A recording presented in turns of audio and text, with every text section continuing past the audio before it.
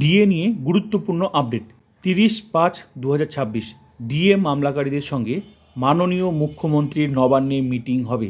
Big breaking news. DA নিয়ে যত case হয়েছিল সুপ্রিম কোর্টের সমস্ত সংগঠনের মামলাকারীদের সঙ্গে মিটিং হতে চলেছে এ মাসের 30 তারিখে। এটা সবচেয়ে বড় খবর। অনেকের অভিযোগ ছিল কিছুদিন ধরেই যে ডিএ মনে হয় আর দেবে না, ডিএ নিয়ে কিছুই আলোচনা হলো না। দ্বিতীয় ক্যাবিনেট যে মিটিং হলো সেখানেও আলোচনা হয়নি। তো নতুন সরকার একটু তো সময় দিতে হবেই।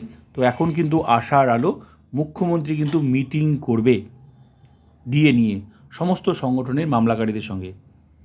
তো একটা বিগ ব্রেকিং নিউজ এটাই, যে আশা করি একটা এই সমস্যা দীর্ঘদিনের যে একটা বঞ্চনা এবার মনে হয় মিটতে চলেছে।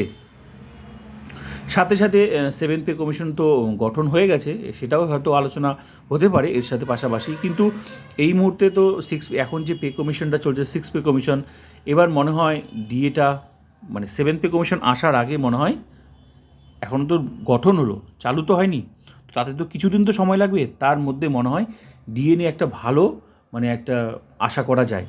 তো দীর্ঘদিনের বঞ্চনা, আগের সরকার তো সেভাবে ডিএ দেয়নি, এবার মনে হয় সেটা কিন্তু পূরণ হতে চলেছে। আর অনেকের দাবি যে কেন্দ্রের সমান ডিএ চাই। তাহলে এই মুহূর্তে রাজ্যে হচ্ছে 18%, 4% আগের সরকার ঘোষণা করেছিল, সেটা কিন্তু আর দেয়নি। তাহলে এই মুহূর্তে যে 60% কেন্দ্রে চলছে, তাহলে কি 60% পুরোপুরি পাওয়া যাবে? সেটা কিন্তু অবশ্যই সবাই তাকিয়ে আছে, দেখা যাক মিটিংয়ে কী হয়। তবে যাই হোক, সরকার কিন্তু ভালোই করবে আশা করা যায়। ঠিক আছে, তো আশা করা যেতেই পারে, একটু তো সময় দিতে হবে সরকারকে। তো একটা ভালো পদক্ষেপ, ডিএ নিয়ে কিন্তু মামলাকারীদের সঙ্গে মিটিং হতে চলেছে। তো এটাই এই মুহূর্তে সবচেয়ে বড় খবর। তো প্লিজ ভিডিওটা ভালো লাগলে like comment subscribe and share.